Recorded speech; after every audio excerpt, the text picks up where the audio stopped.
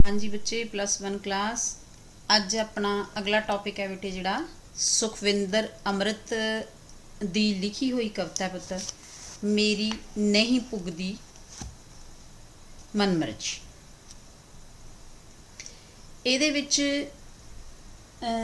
ਕਵਿਤਰੀ ਕੀ ਕਹਿੰਦੀ ਹੈ ਕਿ ਸਾਡੇ ਸਮਾਜ ਦੇ ਵਿੱਚ ਔਰਤ ਦੀ ਬੇਬਸੀ ਭਰੀ ਤਰਾਸਦਿਕ ਸਥਿਤੀ ਨੂੰ ਪੇਸ਼ ਕੀਤਾ। ਇਸ ਦੇ ਵਿੱਚ ਉਹ ਕਹਿੰਦੀ ਹੈ, ਮਾਂ ਨੇ ਝਿੜਕੀ ਪਿਓ ਨੇ ਝਿੜਕੀ ਵੀਰ ਮੇਰੇ ਨੇ ਵਰਜੀ ਮੇਰੀ ਨਹੀਂ ਪੁੱਗਦੀ ਮਨਮਰਜੀ।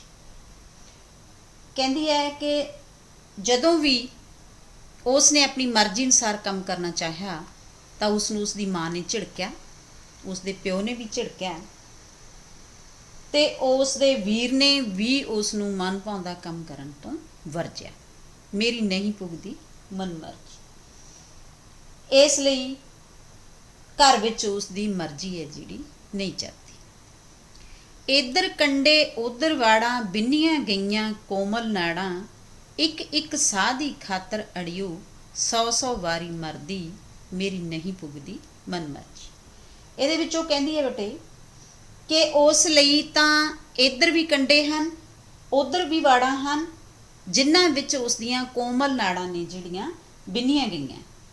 ਉਸ ਨੂੰ ਤਾਂ ਆਪਣੀ ਮਰਜ਼ੀ ਦਾ ਇੱਕ ਇੱਕ ਸਾਹ ਲੈਣ ਦੀ ਖਾਤਰ ਵੀ 100 ਵਾਰੀ ਆਪਣੇ ਅੰਦਰ ਹੀ ਮਰਨਾ ਪੈਂਦਾ ਹੈ। ਮੇਰੀ ਨਹੀਂ ਪੁੱਗਦੀ ਮਨਮਰਜੀ। ਉਸ ਨੂੰ ਆਪਣੇ ਘਰ ਵਿੱਚ ਆਪਣੀ ਮਰਜ਼ੀ ਨਹੀਂ ਕਰਨ ਦਿੱਤੀ ਜਾਂਦੀ।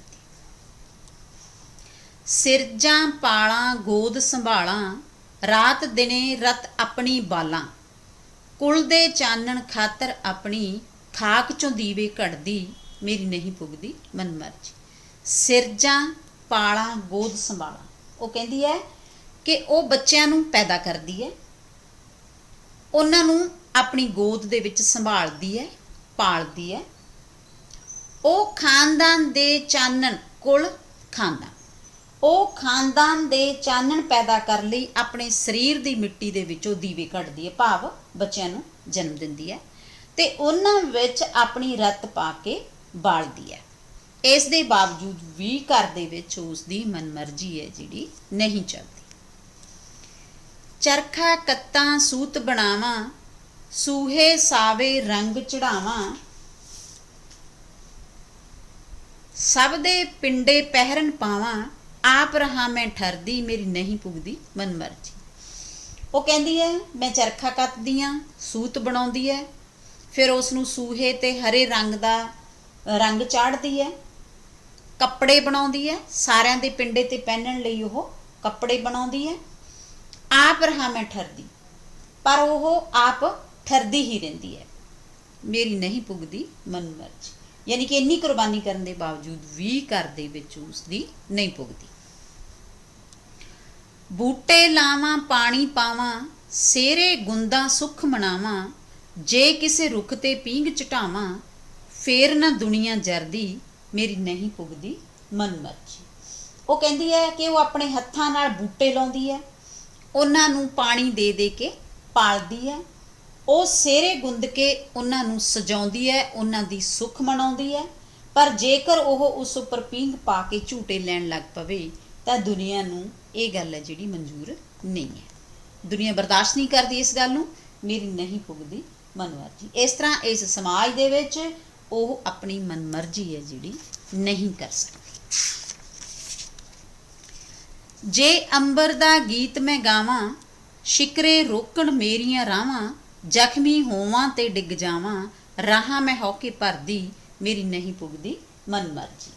ਇਹਦੇ ਵਿੱਚ ਬੇਟੇ ਉਹ ਕਹਿੰਦੀ ਹੈ ਕਿ ਜੇਕਰ ਉਹ ਅਸਮਾਨਾਂ ਦਾ ਗੀਤ ਗਾਉਂਦੀ ਹੈ, ਅਸਮਾਨਾਂ ਦਾ ਗੀਤ ਗਾਉਂਦੀ ਹੋਈ ਉੱਚੀ ਉਡਾਰੀ ਮਾਰਨ ਦੀ ਕੋਸ਼ਿਸ਼ ਕਰਦੀ ਹੈ ਤਾਂ ਮਾਸਖੋਰੇ ਸ਼ਿਕਰੇ ਨੇ ਜਿਹੜੇ ਉਸ ਦਾ ਰਾਹ ਰੋਕ ਲੈਂਦੇ ਨੇ।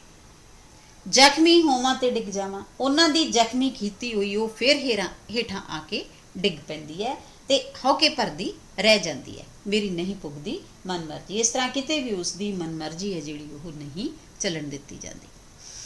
ਅਮੜੀ ਕਹੇ ਪ੍ਰਾਹੁਣੀ ਆਈ ਸੱਸੂ ਕਹੇ ਬਗਾਨੀ ਜਾਈ ਸਾਰੀ ਉਮਰ ਪਤਾ ਨਾ ਲੱਗਿਆ ਧੀ ਮੈਂ ਕਿਹੜੇ ਘਰ ਦੀ ਮੇਰੀ ਨਹੀਂ ਪੁੱਗਦੀ ਮਨਮਰਜੀ।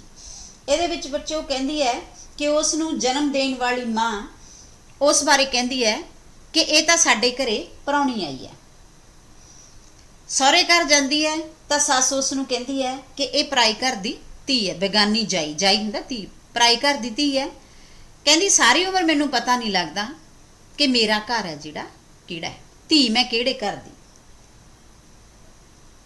ਮੇਰੀ ਨਹੀਂ ਪੁੱਗਦੀ ਮਨ ਮਰਜ਼ੀ।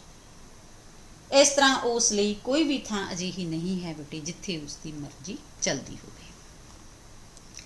ਗੁੜ ਪੂਣੀ ਦੀ ਲੋੜ ਨਾ ਕੋਈ, ਨਾ ਕੋਈ ਹੁਕਮ ਤੇ ਨਾ ਰਜੋਈ, ਦੱਬਣ ਦੀ ਵੀ ਹੁਣ ਨਹੀਂ ਖੇਚਲ, ਜੰਮਣੋਂ ਪਹਿਲਾਂ ਮਰਦੀ ਮੇਰੀ ਨਹੀਂ ਪੁੱਗਦੀ ਮਨ ਮਰਜ਼ੀ। ਉਹ ਕਹਿੰਦੀ ਹੈ ਕਿ ਸਮਾਜ ਵਿੱਚ ਇਸਤਰੀ ਹੁੰਦਿਆਂ ਬੰਧਨਾਂ ਵਿੱਚ ਵਿਚਰਦੀ ਹੋਈ ਉਹ ਨਾ ਕੋਈ ਹੁਕਮ ਕਰ ਸਕਦੀ ਹੈ ਅਤੇ ਨਾ ਹੀ ਉਹ ਕੋਈ ਰਜੋਈ ਹੁੰਦਾ ਬੇਨਤੀ, ਨਾ ਹੀ ਉਹ ਕੋਈ ਬੇਨਤੀ ਕਰਦੀ ਹੈ। ਇਸ ਸਮਾਜ ਦੇ ਵਿੱਚ ਪੁੱਤਰਾਂ ਦੇ ਜਿਹੜੇ ਚਾਹਵਾਨ ਨੇ ਉਸ ਦੇ ਹੱਥਾਂ ਵਿੱਚ ਗੁੜ ਤੇ ਪੂਣੀ ਦੇ ਕੇ ਦੱਬਣ ਦੀ ਵੀ ਜ਼ਰੂਰਤ ਨਹੀਂ ਪੈਂਦੀ, ਕਿਉਂਕਿ ਹੁਣ ਤਾਂ ਉਸ ਨੂੰ ਜੰਮਣ ਤੋਂ ਪਹਿਲਾਂ ਹੀ ਮਾਰ ਦਿੱਤਾ ਜਾਂਦਾ ਹੈ।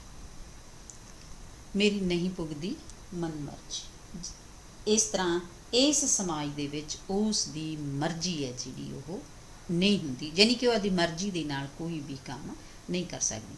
ਇਹ ਜਿਹੜਾ ਗੁੜ ਪੂਣੀ ਵਾਲੀ ਗੱਲ ਹੈ ਨਾ ਬੇਟੇ, ਅੱਗੇ ਕੀ ਕਰਦੇ ਸੀ ਜਦੋਂ ਕੁੜੀ ਜੰਮਦੀ, ਜੰਮਣ ਤੋਂ ਬਾਅਦ ਮਾਰਦੇ ਸੀ ਤੇ ਉਹਦੇ ਮੂੰਹ ਨੂੰ ਗੁੜ ਲਾ ਕੇ ਤੇ ਹੱਥ 'ਚ ਪੂਣੀ ਫੜਾ ਦਿੰਦੇ ਸੀ ਜਦੋਂ ਦੱਬਦੇ ਸੀ ਉਹਨੂੰ, ਤੇ ਕਹਿੰਦੇ ਸੀ ਗੁੜ ਖਾਈ ਪੂਣੀ ਕੱਤੀ ਆਪ ਨਾ ਆਈ ਵੀਰ ਨੂੰ ਕੱਤੀ, ਵੀ ਭਾਵ ਹੁਣ ਕੋਈ ਹੋਰ ਕੁੜੀ ਨਾ ਹੋਵੇ ਤੇ ਮੁੰਡਾ ਜਿਹੜਾ ਉਹ ਆਵੇ। ਅੱਗੇ ਇਸ ਤਰ੍ਹਾਂ ਦੱਬ ਦਿੰਦੇ ਸੀ, ਹੁਣ ਉਹ ਦੱਬਣ ਦੀ ਖੇਚਲ ਵੀ ਨਹੀਂ, ਕਿਉਂਕਿ ਜੰਮਣ ਤੋਂ ਪਹਿਲਾਂ ਹੀ ਕੁੜੀ ਹੈ ਜਿਹੜੀ ਉਸ ਨੂੰ ਮਾਰ ਦਿੱਤਾ ਜਾਂਦਾ ਹੈ। ਇਹ ਬੇਟੇ ਸਾਡੀ ਕਵਿਤਾ ਸੀ ਮੇਰੀ ਨਹੀਂ ਪੁੱਗਦੀ ਮਨ ਮਰਜ਼ੀ। ਇਸ ਦਾ ਕੇਂਦਰੀ ਭਾਵ ਕੀ ਹੈ ਕਿ ਸਾਡੇ ਮਰਦ ਪ੍ਰਧਾਨ ਵਰਤਮਾਨ ਸਮਾਜ ਵਿੱਚ ਇਸਤਰੀ ਦੀ ਇੱਕ ਧੀ ਦੇ ਰੂਪ ਵਿੱਚ, ਬੱਚਿਆਂ ਨੂੰ ਪਾਲਣ ਵਾਲੀ ਇੱਕ ਮਾਂ ਦੇ ਰੂਪ ਵਿੱਚ ਤੇ ਸਹੁਰੇ ਘਰ ਵਿੱਚ ਕਿਸੇ ਥਾਂ ਵੀ ਉਸ ਦੀ ਮਨਮਰਜ਼ੀ ਹੈ ਜਿਹੜੀ ਨਹੀਂ ਚੱਲਣ ਦਿੱਤੀ ਜਾਂਦੀ। ਉਹ ਹਰ ਸਮੇਂ ਬੰਧਨਾਂ 'ਚ ਘਿਰੀ ਹੋਈ ਇੰਝ ਮਹਿਸੂਸ ਕਰਦੀ ਹੈ ਜਿਵੇਂ ਉਹ ਜਨਮ ਤੋਂ ਪਹਿਲਾਂ ਹੀ ਮਰ ਗਈ ਹੋਵੇ। ਇਹ ਬੇਟੇ ਇਸ ਦਾ ਕੇਂਦਰੀ ਭਾਵ ਹੈ।